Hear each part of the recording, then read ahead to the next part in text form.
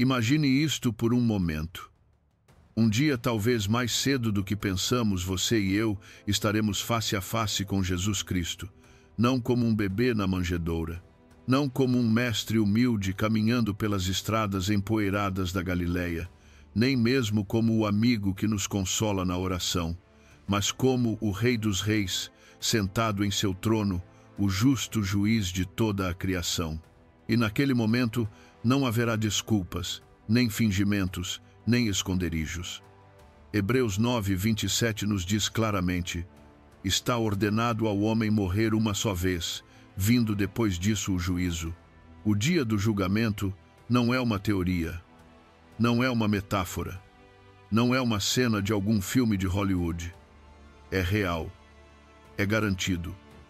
E cada um de nós estará lá, rico ou pobre, jovem ou velho, famoso ou desconhecido, ninguém escapa. Mas aqui está a parte que muitas pessoas, até mesmo muitos cristãos, não percebem.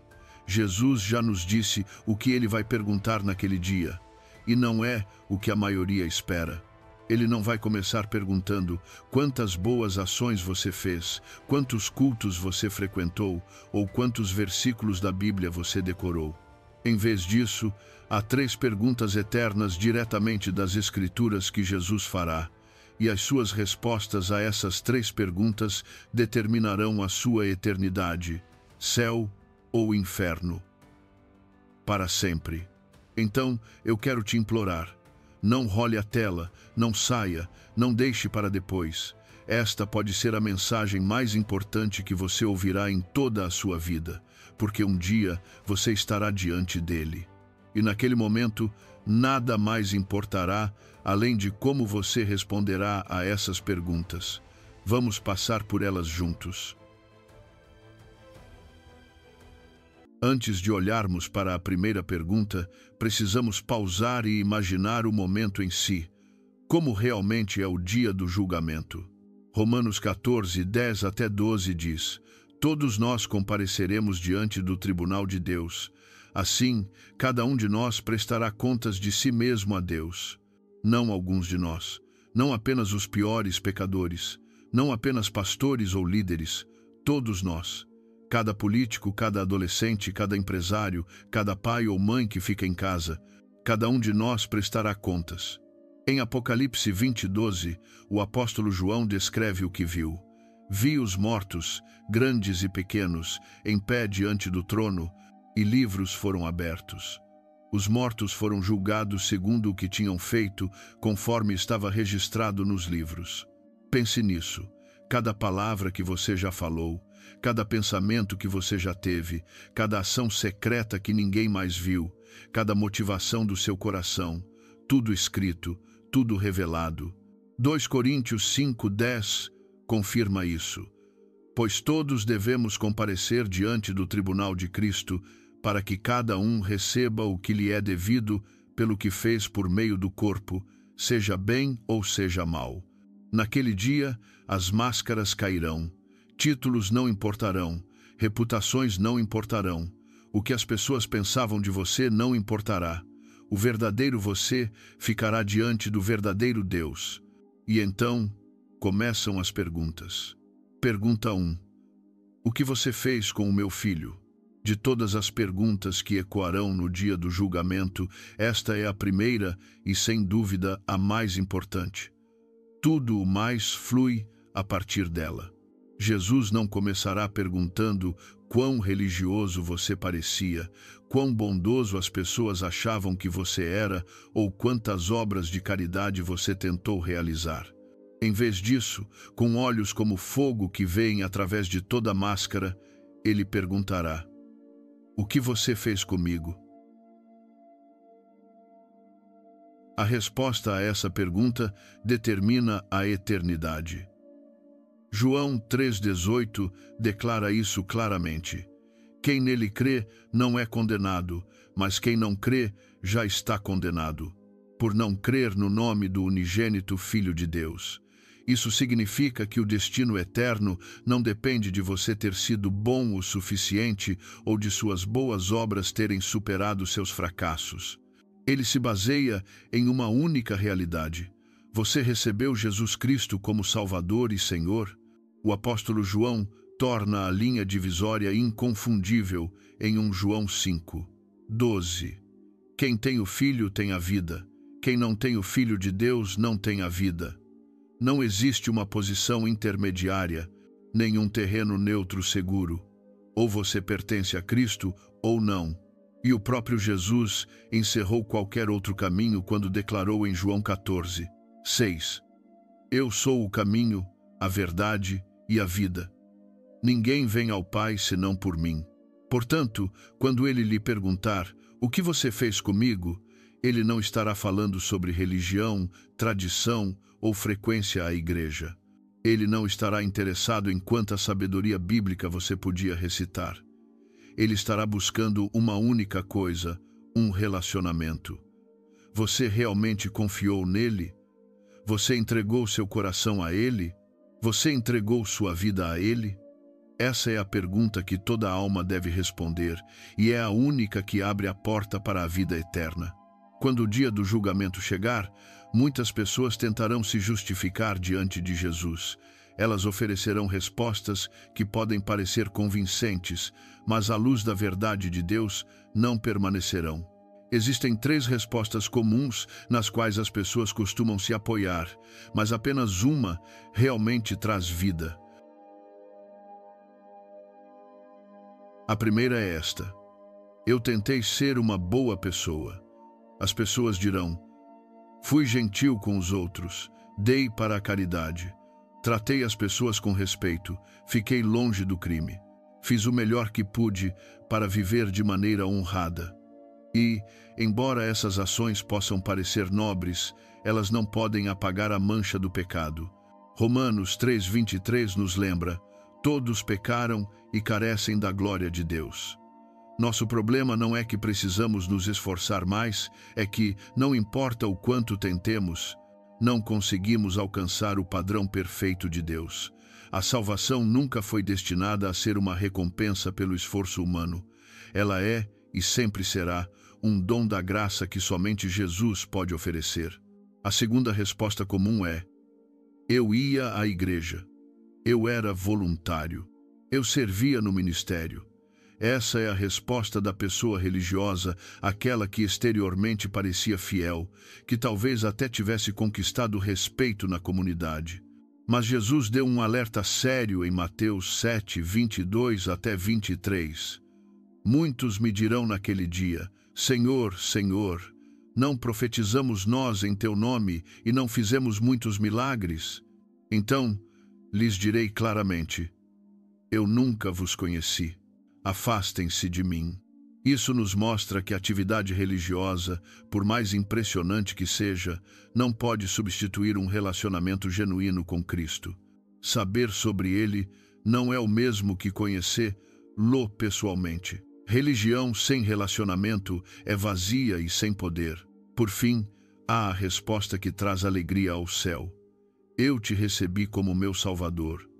Essa é a resposta daquele que reconheceu sua necessidade desesperada de graça, que confessou seu pecado e que depositou total confiança somente em Jesus para a salvação. Eles não dependeram de suas obras, de sua moralidade ou de sua reputação. Em vez disso, se apegaram à cruz. E a essa pessoa Jesus declarará com alegria: muito bem, servo bom e fiel, entre no gozo do seu Senhor. Então, eu te pergunto hoje, se Jesus estivesse diante de você agora e perguntasse: o que você fez comigo? Qual seria sua resposta? Você apontaria para suas boas obras, seu histórico na igreja, seu conhecimento das Escrituras? Ou você poderia olhar nos olhos dele com paz no coração e dizer: Senhor, eu te recebi, eu confiei em ti, eu pertenço a ti.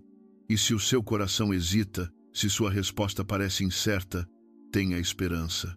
Enquanto você respira, o convite continua aberto. Jesus não veio para te condenar, ele veio para te salvar. Pergunta 2. O que você fez com o que eu te dei?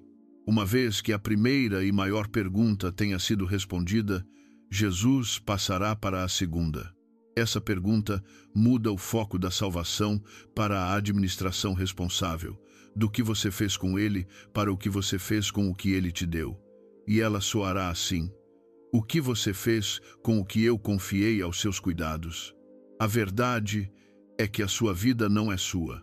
Cada respiração, cada oportunidade, cada relacionamento, cada recurso, seu tempo, seus talentos, seu dinheiro, sua influência não são acidentes e não pertencem a você. Eles são presentes da mão de Deus, confiados a você por um tempo. A questão é: você os investiu para a glória dele ou os gastou apenas consigo mesmo?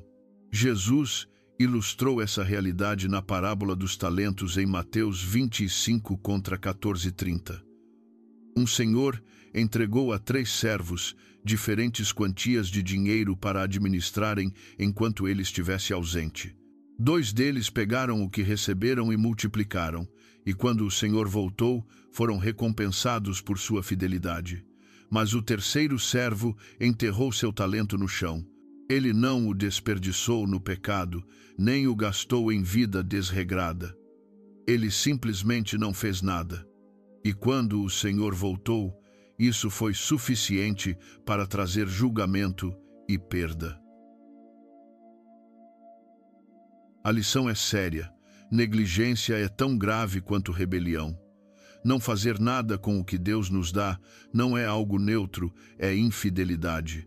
Lucas 12:48 expressa isso claramente. A quem muito foi dado, muito será exigido. E Romanos 14:12 nos lembra: cada um de nós prestará contas de si mesmo a Deus.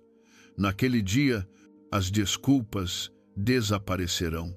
Deus não perguntará apenas o que acreditamos ou pretendíamos, mas como realmente vivemos e o que fizemos com as oportunidades, habilidades e recursos que Ele colocou em nossas mãos. Quando se trata de mordomia, nunca se trata apenas do que você fez, mas também por que você fez. Deus olha além dos resultados exteriores e examina as motivações do coração. Você trabalhou para construir o reino dele ou estava secretamente construindo a sua própria plataforma? Você serviu para a glória dele ou estava buscando reconhecimento e aplausos? O que impressiona as pessoas pode não significar nada para Deus, porque ele não é movido por números, fama ou brilho. O que ele valoriza é a fidelidade. Pense na mãe que cria fielmente seus filhos para conhecer e amar o Senhor. Ela talvez nunca pregue um sermão de um púlpito ou seja reconhecida pelo mundo, mas aos olhos de Deus, seus sacrifícios diários estão acumulando tesouros eternos. Ou imagine o trabalhador silencioso em um escritório ou em um canteiro de obras, que escolhe viver sua fé com integridade, orando por seus colegas, encorajando os desanimados, mostrando bondade onde outros não mostram nenhuma. Isso é frutificação. Isso é mordomia em ação. Agora compare isso com um músico talentoso que usou seu dom apenas para buscar fama e fortuna, sem jamais apontar uma única alma para Cristo.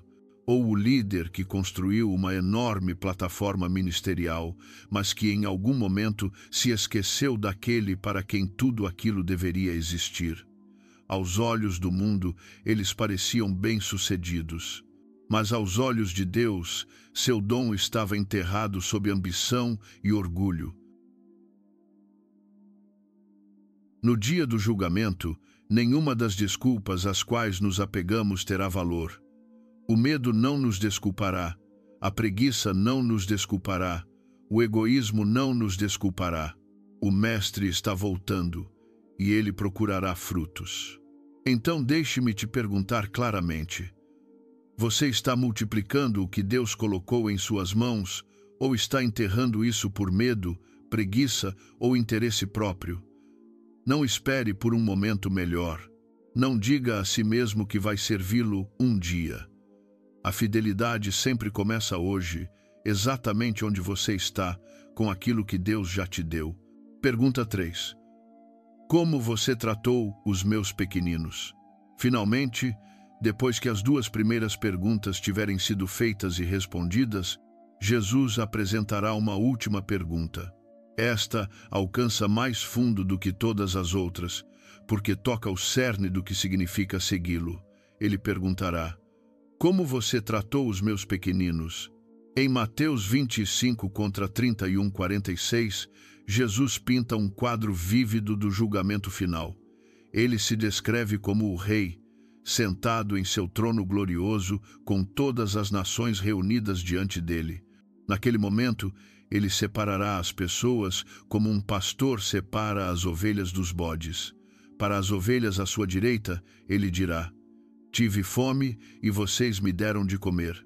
Tive sede e vocês me deram de beber. Fui estrangeiro e vocês me acolheram. Estava nu e vocês me vestiram. Estava enfermo e vocês me visitaram. Estava na prisão e vocês vieram a mim. Os justos, confusos, responderão: Senhor, quando te vimos nessas condições e te ajudamos? E Jesus responderá com palavras que ecoam pela eternidade: o que vocês fizeram a um dos meus irmãos, dos meus pequeninos, foi a mim que fizeram. Isso significa que cada ato de compaixão nunca foi pequeno, nunca passou despercebido. Cada vez que você estendeu a mão para alguém que nunca poderia retribuir, cada vez que você ofereceu bondade ao esquecido ou confortou o quebrantado, você estava servindo ao próprio Cristo. E o oposto também é verdade. Cada vez que nos afastamos do faminto, ignoramos o ferido ou desprezamos o vulnerável, nos afastamos dele. 1 João 4:20 é claro. Se alguém diz: eu amo a Deus, mas odeia o seu irmão, é mentiroso. Nosso amor por Deus não é provado apenas por palavras, mas pela forma como amamos os outros. Então, quem são esses pequeninos? São os órfãos desejando uma família, as viúvas que choram em silêncio, os pobres lutando para sobreviver, o imigrante buscando acolhimento, o preso atrás das grades ou acorrentado pela dependência, o sem-teto vagando pelas ruas, o excluído rejeitado pela sociedade. Em seus rostos, Jesus sussurra: sou eu. O amor, então, não é apenas um sentimento ou uma frase vazia. O amor real é ação. Ele custa algo, pode exigir tempo, energia, dinheiro ou até conforto. Às vezes é inconveniente. Às vezes parece arriscado. Mas é a prova incontestável de uma fé verdadeira. Paulo nos lembra, em 1 Coríntios 13, que podemos ter conhecimento, dons espirituais, até fé que move montanhas, mas sem amor, isso não vale nada. Então, naquele grande dia, quando Jesus olhar para a sua vida, o que ele verá? Ele não procura amor perfeito ou amor baseado em desempenho. Ele procura amor autêntico e sacrificial, que reflita o próprio coração dele. Porque, no fim, a linha divisória no dia do julgamento não será entre os instruídos e os não instruídos, entre os ricos e os pobres, ou entre os famosos e os esquecidos. Será entre aqueles que realmente o amaram amando os outros e aqueles que não amaram. Então, meu amigo, chegamos ao final desta mensagem, mas na verdade é apenas o começo para você. Essas 3 perguntas não foram feitas para permanecer apenas na sua mente. Elas foram feitas para moldar o seu coração e a sua vida. Um dia, você estará diante de Jesus, e naquele dia somente a sua resposta a Ele importará. Minha oração é que você esteja pronto. Você já não é mais o mesmo. Você pertence a Cristo e o seu nome está escrito no livro da vida. O céu está em festa e nós também. Por favor, não guarde isso só para você. Vá em frente e escreva: eu estou pronto, nos comentários abaixo. Esse simples passo de coragem pode ser exatamente o testemunho que ajudará outra pessoa a dizer sim para Jesus. E a todos que tiraram um tempo para assistir a esta mensagem, obrigado. Obrigado por abrir seu coração para a palavra de Deus e por dedicar esses minutos preciosos refletindo sobre a eternidade. Seu tempo é valioso e o fato de você ter escolhido gastá-lo aqui significa mais do que você imagina. Se esta mensagem abençoou você, compartilhe com alguém que você ama, um amigo, um familiar, talvez até um colega de trabalho que precisa de esperança. Você nunca sabe como Deus pode usar o seu pequeno ato de compartilhar para mudar a eternidade de alguém. E antes de você ir, gostaria de te convidar a fazer parte desta comunidade assinando o canal.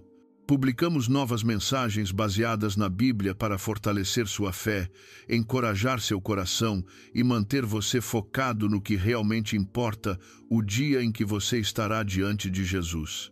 Ao se inscrever, você nunca perderá uma mensagem e permanecerá conectado com uma família de crentes caminhando juntos nessa jornada.